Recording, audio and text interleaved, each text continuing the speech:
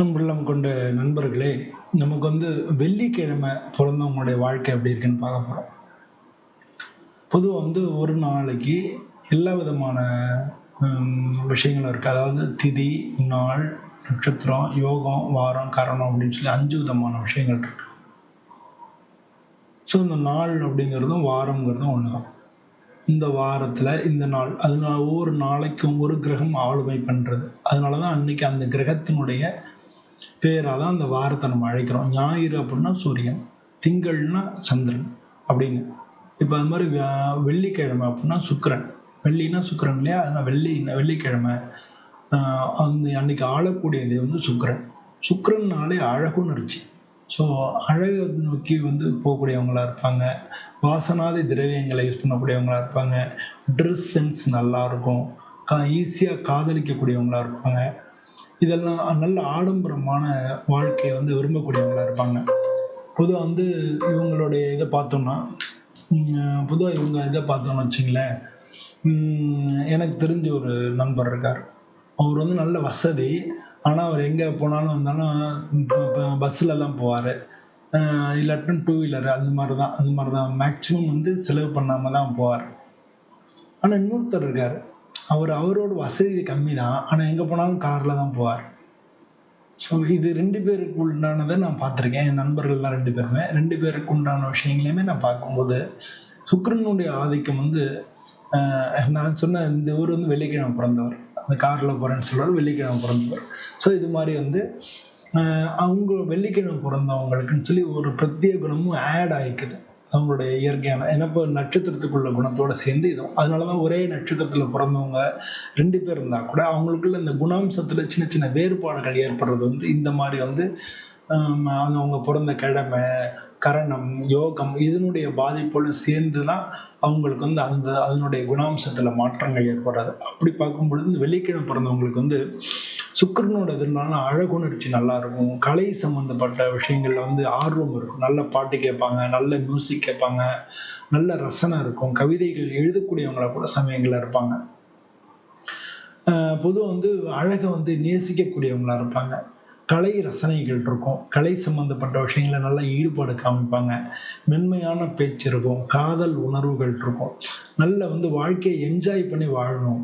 சம்பாதிச்சாலும் அதை அனுபவிக்கணும் அப்படின்னு சொல்லி நல்லா என்ஜாய் பண்ணி வாழக்கூடியவங்களா இருப்பாங்க. நல்லா ஆடம்பரமா வாழக்கூடியவங்களா இருப்பாங்க.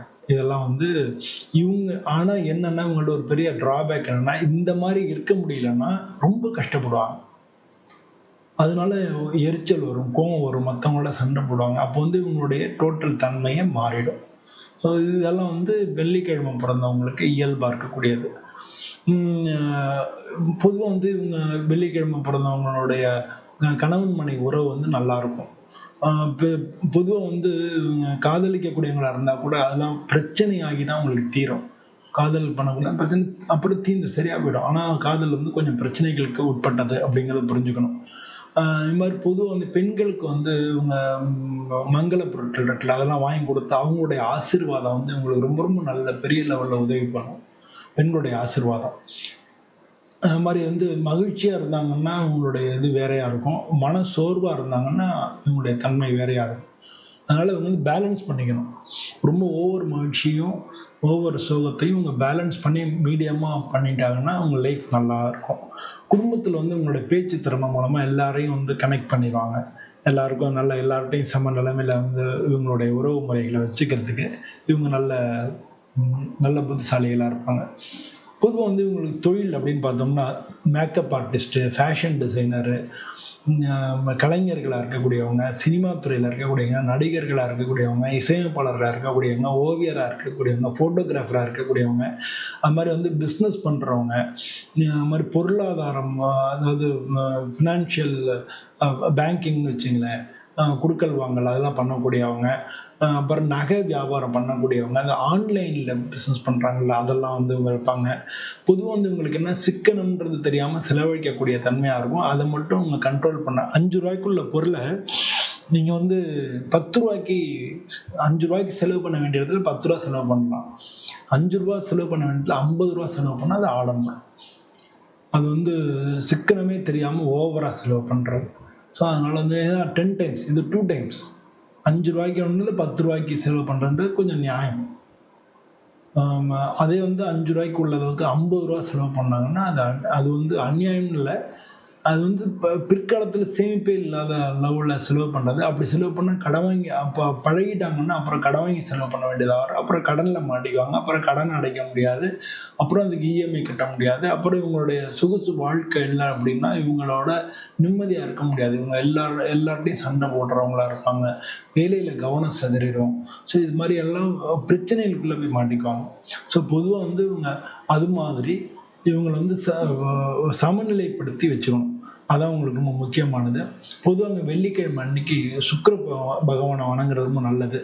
ஓம் த்ராம் த்ரீம் த்ரௌம் சசுக்ராய நமஹ அப்படின்னு சொல்லி டெய்லி ஒரு 11 முறை சொல்றது, இல்லை 27 முறை சொல்றது. இது வந்து உங்களுக்கு ஜபம் பண்றது வந்து சுக்கிரன் வந்து இவங்களுக்குள்ள வழக்கம். அது மாதிரி சுக்கிரனுக்கு வந்து வெள்ளை கலர் பூ, முல்லை, மல்லி, அது மாதிரி வெள்ளை கலர் பூ கொண்டு அர்ச்சனை பண்ணலாம். பால், தேன், பழங்கள் இதெல்லாம் நைவேத்தியம் பண்ணலாம்.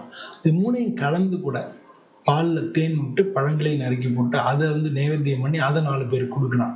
ஸோ இந்த மாதிரியெல்லாம் வந்து பண்ணலாம். பொதுவாக மகாலட்சுமி, ஆண்டாள், மீனாட்சி அம்மன் இதெல்லாம் வழிபடுறது ரொம்ப நல்லது. பெண்களுக்கு வந்து வெள்ளிக்கிழமை அன்னைக்கு மங்கள பொருட்கள் கொடுக்குறாங்களே, ஜாக்கெட் பிட்டு, வளையல், சீப்பு, கண்ணாடி, கொஞ்சம் வந்து ஒரு ரூ. 50 இல்லை ரூ. 100 காசு வச்சு அதை வந்து பெண்களுக்கு கொடுக்கும் பொழுது அவங்களுடைய ஆசீர்வாதம் வந்து அவங்களுக்கு ரொம்ப ரொம்ப நல்லாயிருக்கும். சுமங்கலி, சுவாசினின்னு பேர். நித்தியமாக நமக்கு சூன மங்களம், சுபம் அப்படின்னு சொல்கிறோம் இல்லையா, சூன மங்களம். மங்களம் வந்து நம்மள்ட்ட அப்படி எப்போவுமே இருக்கணும், நித்தியமாக நம்மள்ட்ட இருக்கணும். அது மாதிரி சுவாசினா மங்களங்கள் வந்து வசிக்கக்கூடிய இடம், வசிக்கிறதுக்கு அவங்களுடைய ஆசீர்வாதம் ரொம்ப முக்கியம்னு அர்த்தம். சுவாசினி பூஜைன்னு பேர் அதுக்கு. அதனால் அது மாதிரி பண்ணணும். பொதுவாக வந்து இவங்க வழிபட வேண்டிய தெய்வங்கள்னா மகாலட்சுமி, சுக்கிரன், ஆண்டாள், மீனாட்சி அம்மன், பாண்டுரங்கன், இந்த மாதிரி சாமி வழிபடும்போது உங்களுக்கு வந்து வாழ்க்கையில் மிக நல்ல பலன்கள் ஒன்று கிடைக்கும். பொதுவாக வந்து உங்களுடைய சாப்பாடுனா வெள்ளிக்கிழமை அன்னைக்கு பசும்பால், தயிர் இதெல்லாம் வந்து அவங்க சாப்பிட்றது, இது மாதிரி எளிமையான ஜெரிமானத்துக்கு எளிமையான உணவுகளை வந்து சாப்பிட்றது, இதெல்லாம் வந்து உங்களுக்கு ரொம்ப ரொம்ப நல்லது. அந்த பணத்தை வந்து எப்போவுமே வந்து காப்பாற்றுறதுக்கு முடிவு பண்ணணும். ஏன்னா எவ்வளோ சம்பாதிக்கிறது நல்லா சம்பாதிப்பாங்க, சம்பாதிக்கிற அத்தனையும் செலவு பண்ணிடுவாங்க. ஸோ அதனால் வந்து இவங்க பணம் சேமிக்கிறதுக்கு அவங்க வந்து ஒரு பழக்கமாக வச்சுக்கணும். எப்போ செலவினங்களையே ஒரு குறிப்பிட்ட பர்சன்ட் வந்து சேமிப்புக்கும் போகணும். அது வந்து டியூ மாதிரி நம்ம கட்டுற மாதிரி நம்ம பிளான் பண்ணிட்டோம்னா இவங்களுக்கு சேமிக்கிற பழக்கம்னு ஒன்று வந்துடும். அது ரொம்ப ரொம்ப நல்லது. பொதுவாக வந்து சுக்கிரனுக்கு உள்ளது வந்து வைரம் தான். அதனால வந்து தங்கத்தில் வைரம் வச்சு உங்க மோதிரம் போடுறது நல்லது. வெள்ளிக்கிழமை அன்னைக்கு போடுறது நல்லது. பொதுவாக உங்கள் ஜாதகத்தை கொண்டு போய் காமிச்சிட்டு அதுக்கப்புறம் வந்து நீங்கள் இந்த மாதிரி கல்லை போடுறது உங்களுக்கு ரொம்ப நல்லது. ஏன்னா வைரம்ன்றது ஒரு சில நெகட்டிவ் இம்பேக்டையும் தரும். அதனால் ஜாதகத்தை பார்த்துக்கிட்டு நீங்கள் வைரம் போடுறது நல்லது. பொதுவாக வந்து கணக்கு வச்சுக்கிறது, ஒவ்வொரு நாளைக்கு என்னென்ன பண்ணணும் அப்படின்னு ராத்திரி படுக்கிறதுக்கு முன்னாடி நீ காலம்புரை எழுந்து என்னென்ன செலவு பண்ணணும் அப்படின்னு சொல்லி அப்படியே திட்டம் போடுறது, என்ன கரெக்டாக டேலி பண்ணுறது. இன்றைக்கி செலவினங்கள் இவ்வளோ ஆச்சு, இவ்வளோ பாக்கி பாக்கெட்டில் இருக்குது, இவ்வளோலாம் செலவு பண்ணணும் அப்படின்னு விடாமல் வந்து அவங்க செலவு கணக்கு போடுறது. இது வந்து 2 விஷயத்துக்கு நல்லது. ஒன்று வந்து ஞாபக சக்தியை கூட்டும். இன்னொன்று பார்த்தீங்கன்னா நம்ம எதெல்லாம் அனாவசியமாக செலவு பண்ணோம், எதெல்லாம் அவசியமாக செலவு பண்ணோம், நாளைக்கு இதெல்லாம் தேவையில்லாத செலவாச்சு, நாளைக்கு எல்லாம் பண்ண வேண்டான்ற சிந்தனையும் வந்துடும். ஸோ இயல்பாக அவங்களுக்குள்ள வந்து அந்த மாதிரியான ஒரு குணம் வந்துடும். இதெல்லாம் வந்து கொஞ்சம் சமநிலைப்படுத்தும் அவங்கள. அப்போ வந்து எதிர்காலத்து திட்டங்களை நீங்கள் சூப்பராக போட முடியும். உங்கள் வாழ்க்கை நல்லாயிருக்கும். வெள்ளிக்கிழமை பிறந்த அனைவருக்கும் வாழ்க்கை நல்ல சிறப்பாக அமையணும்னு சொல்லி நானும் சுவாமியை பிரார்த்தனை பண்ணிக்கிறேன். இதே மாதிரி இன்னொரு வீடியோவில் உங்களை சந்திக்கிறேன். அனைவருக்கும் நன்றி, வணக்கம்.